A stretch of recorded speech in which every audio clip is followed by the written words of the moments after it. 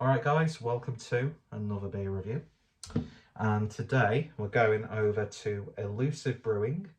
And this is a collaboration with Untappd and Brewhouse. And this is their Road to Darkness, which is an export India porter. Elusive Beers creates beers which, with one eye on tradition and the other on taking things to the next level. Insert coin to play. We work with longtime friend of the brewery, Sean Ayling of Untappd, to bring together layers of dark malt and some of our favourite hops in this deep, dark and delicious export in India porter. 7 different malts provide notes of burnt toast and toffee that play harmoniously with the orange and grapefruit from hop additions of Cascade, Centennial and Amarillo. Serve in your favourite glass and enjoy straight from the fridge, which I am doing.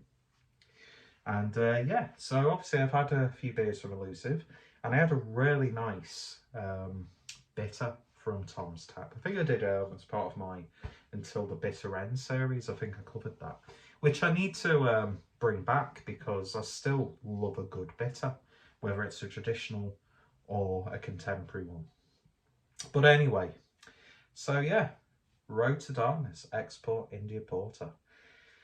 Can't remember for the life of me where I picked this up, to be honest. I've got a feeling it would have been when I was in Southport with my good friend Adam. Those beers from, yeah, Taps and Bottles, is it called? The little bottle shop and bar in Southport, in one of the arcades.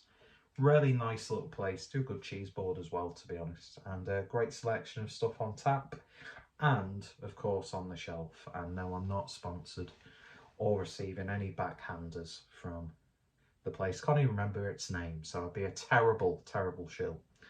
But yeah, if anybody wants to throw some beers or money, you can do that by NFT or crypto if you want to. I'm not one of those people, so I don't know why I made that reference. Then yeah, just feel free to get in touch, or don't, because I'm not that sort of person. Anyway, let's see what we get. So when I think of an export India porter, I either think of Guinness with the one, is that the one that's in the yellow label, and also going a bit more on the craft route of the Colonel. And that's probably, you're probably setting yourself up with expectations there. But I know Elusive are very good with their darker beers and literal neighbours with Siren.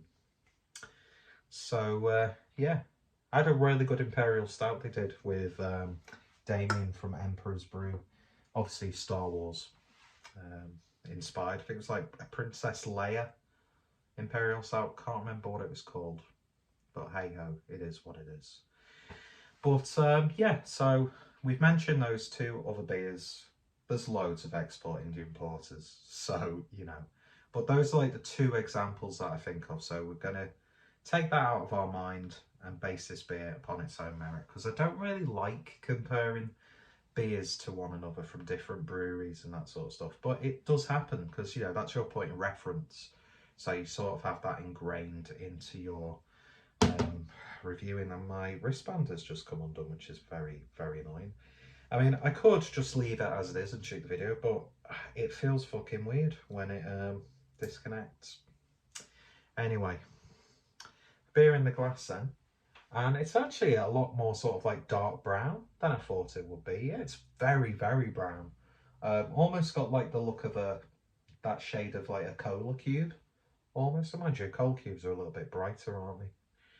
But yeah, it's got really nice sort of like muddy, murky brown sort of look to it, with little bits of sediment and particulates at the bottom of the glass. Picked this glass up from We Brought Beer in Tooting.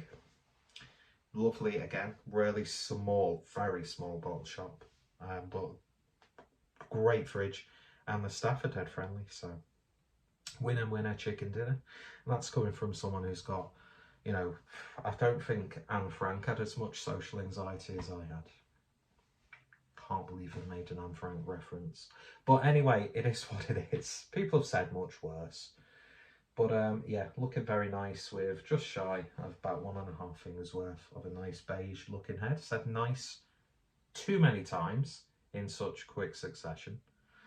But, you know, I'm a little bit out of practice with the beer reviews, to be honest. As you can clearly see, it's not stopped me from consuming alcohol and other, you know, things like lots of food. But hey, at least with my haircut, it makes it look slimmer now. So it makes it look slimmer, doesn't it? Doesn't it?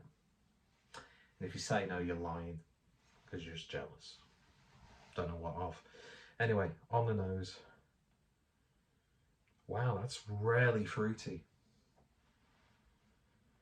And then all that fruit's just disappeared in that sniff because I've then got a big waft of like a burnt toast sort of character. Not like a really harsh burnt toast, just like a slightly, little bit more than you wanted it to be, but you'll persevere.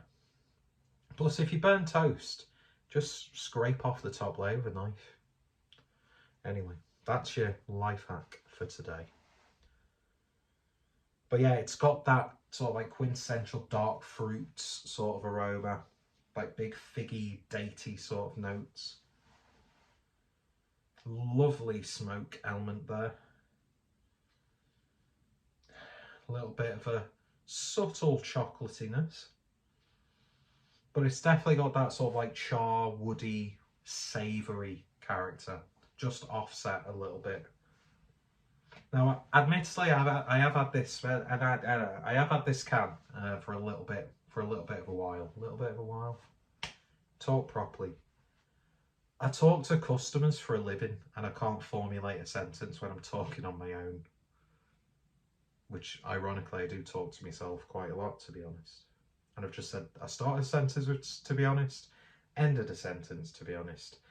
I'm sure my mental and brain capacity is like deteriorating day by day.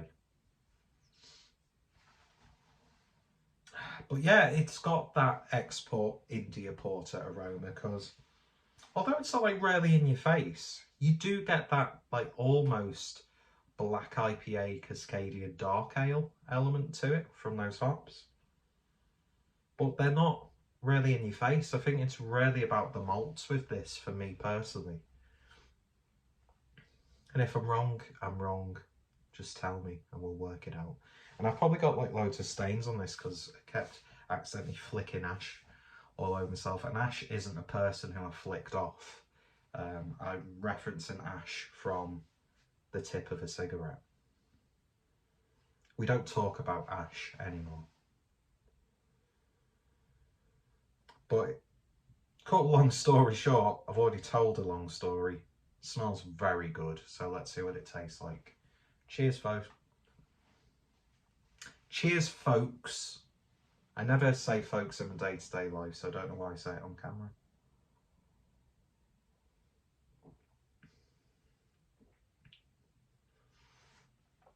Interesting.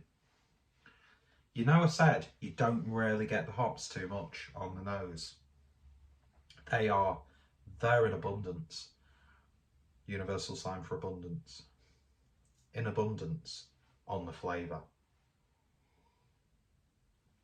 It's like you're not necessarily getting like any sort of like fruity notes from the hops. You're getting that residual hoppy bitterness. And even though you're not really getting like an intensely hoppy flavour as such, there is a big element of like a black IPA. But it's got like the body of a porter. It's got that smoky brown tasting, taste of a porter. And some of it just tastes of a colour. When your mum makes beige food.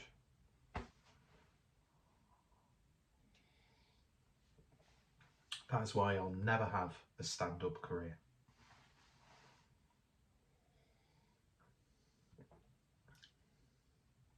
But yeah, there's a little bit of a bitter chocolate note there.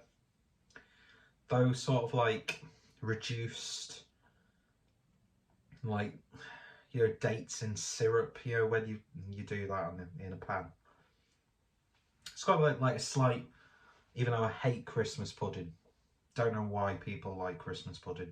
But then again, you get some absolute wrong uns who like to have pineapple on a fucking pizza.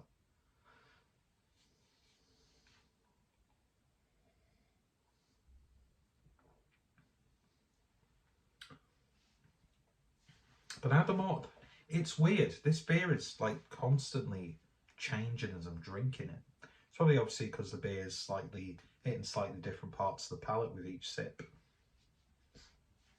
But now the hops are coming out a bit more. And I don't know. It's now very much straying into a black IPA sort of territory for me personally. There's like a big licoricey note. There is that little bit of smokiness. Thankfully, it doesn't taste like burnt toast. Again, people like the flavour of really, really burnt toast, which, you know, more power to them. More power to you if you like pineapple on a pizza. More power to you if you like Christmas pudding. You know, more power to you if you enjoy just eating a bag of salad. Do you know what I mean? It's you do what's best for you, really.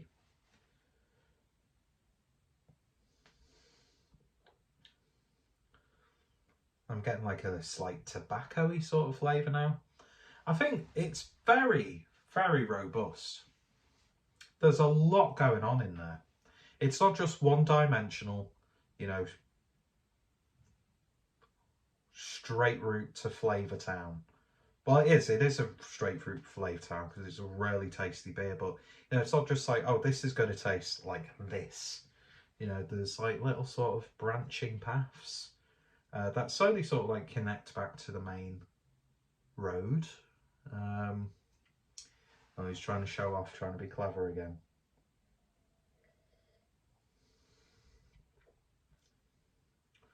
But I really like that. There is more of a black IPA character for me personally, which I'm not mad about it. 7% ABV. Even though you've got those like darker sort of flavours and smokier, savoury characters, it's still ridiculously drinkable. I mean, it is pretty much chilled down. This is one of those beers, well, it's a porter, isn't it? So if you drink it at room temperature, you know, it's gonna, well, most beers taste just as good at room temperature as they do, you know, straight out the fridge. That's what I find anyway. It's like, you know what I mean? I don't really care if something's too cold or whatever. But that being said, like a Rauch beer that's at room temperature, that's an experience. But am I getting a Rauch sort of character with this? It said Rauch very weirdly then. No, I don't think so. Don't think so. It doesn't stray too much into being a smoky beer. I'm just rambling now. But yeah, fundamentally, this is a damn good beer. And even though I have had it for a while, it's still packed full of flavour. It really, really is. So yeah, that's Road to Darkness from Elusive, brewed in collaboration with Tom's Tap and Brewhouse. Yeah, lovely stuff indeed. 440ml bottle. Of course, you've got the, you know, retro bitmap pixel artwork, not bitmap, pixel artwork, obviously reference to a Donkey Kong there. But yeah, lovely stuff. Highly recommended. If you've tried it, let me know your thoughts, opinions down below. What do you think of Elusive? What do you think of Tom's Tap? Just any recommendations? Are you a fan of this style of beer? What's some of your favourite examples? And yeah, very, very happy with that. And I'm going to enjoy the rest of it. So go check out Elusive. Go check out Tom's Tap and Brewhouse. And yeah, cheers for watching. I don't know why people continue to watch this utter shite. Take care. See you later.